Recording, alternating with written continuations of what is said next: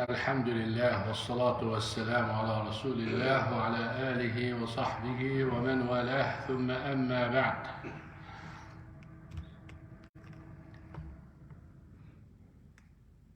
حديث للرسول صلى الله عليه وسلم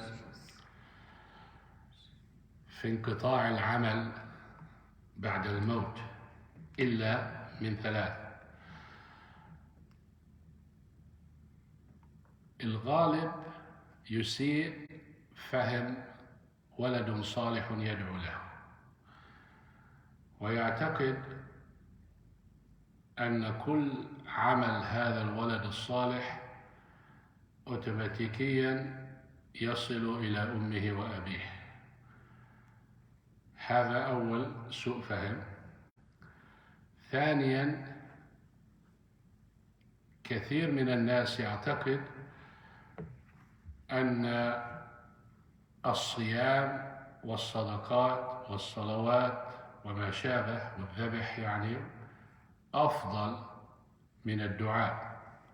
يعني لو واحد مثلا ذبح عن أمه أو أبوه وأخوه مثلا ما فعلش ذلك، مع أنه أخوه يدعو له أكثر من هذا، يعتقد أنه هو أفضل لأنه ذبح، وهذا أكبر غلط، مش صحيح.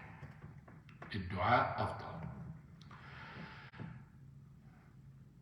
misunderstanding of a hadith: إذا مات ابن آدم انقطع عمله إلا من ثلاث: علم ينتفع به، وصدقة جارية، وولد صالح يدعو له. Many people misunderstand وولد صالح يدعو له, righteous son making dua for him.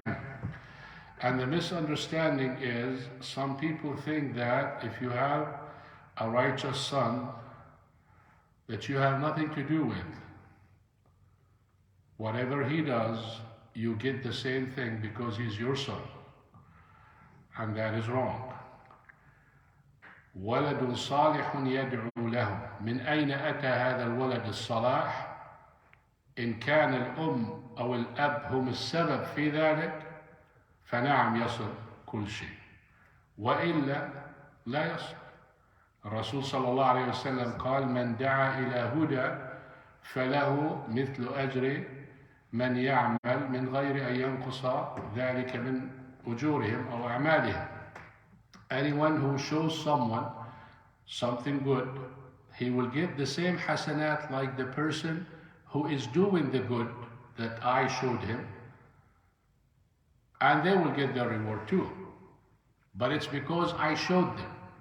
So if your parents spend time and taught you, whether they put you in a school, whether they hire someone to teach you, whether they sat and taught you, everything they taught you, you get the same reward from them. But if you did not teach them, you're not going to get that. Everybody thinks automatically you get that. إذن إذا علمت الولد نعم تحصل على هذا الأجر، وإلا لا تحصل عليه. هذا تصحيح أول فهم. الفهم الثاني, the second one is when you make dua versus your brother or sister who, let's say, makes umrah on their behalf, or slaughter, or give charity. We think automatically that the person who did the umrah or slaughter is better than the person who makes dua. Or we think that if we do that, it's better than making dua. And that is wrong. And the proof to that is the Prophet ﷺ said, وَولد صالح يدعو له. Righteous son making dua for him. Why did he say righteous son? Because not everyone dua is accepted. You have to qualify for it. Do you accept the testimony of a liar? No, the same thing here. So righteous son. If this righteous son, because of the parents, then mashallah, everything he does you get. If not, not. But our point here, why he said sallallahu alayhi wasallam, وولد صالح يدعو له. لماذا لم يقل ولد صالح يذبح عنه، ولد صالح يصلي عنه، ولد صالح يزكي عنه أو ما شابه؟ لم يقل ذلك. معناها لا يمكن أن يكون أي شيء أفضل من الدعاء، لأن الرسول صلى الله عليه وسلم دائما يدل على الأفضل والأكمل. فلو كان هناك شيء أفضل من الدعاء لهدانا إليه الرسول صلى الله عليه وسلم. So when the Prophet صلى الله عليه وسلم said وولد صالح يدعو له, righteous son makes dua for him. If there is anything better than dua, the Prophet صلى الله عليه وسلم would have told us. How come he didn't say a righteous son who slaughters on his behalf, or a righteous son who makes hajj or umrah on his behalf, or who gives charity on his behalf? None, never he did that. You may come and say, but I thought, Sheikh, that the Prophet ﷺ said that you can give charity and you can do hajj. Yes, you can. It was an answer for a question. It wasn't guidance from him for us to do. It's like, O Prophet of Allah, my mom died. If she died all of a sudden. If she were to do something, she would give charity. Should I give charity on her behalf? Yes, do that.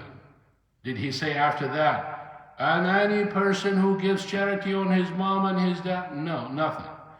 Oh, my mom or my dad died, fell off of a camel, and they were to make hajj. Can I make hajj on their behalf? Yes, you can.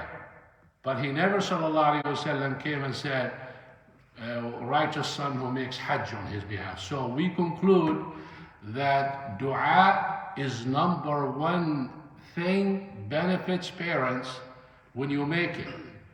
And whether they taught you or not, the dua is accepted. Because the dua is accepted even to a person you don't know, not your even mom and dad.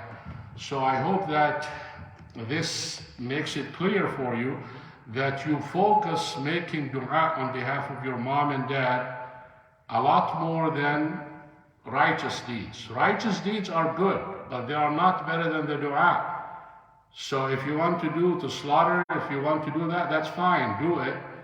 But don't forget the dua. The dua is the number one most beneficial thing. And Sheikh Ijaz, what's the date today? Hijri. Dhul Qa'dah what? 28 or 29? Yeah, I know it's last couple of days. So when do you think the first days of the Hijjah? Thursday. Nah? Thursday, I think. Thursday? Thursday. Thursday or Friday, right? I think it's Thursday.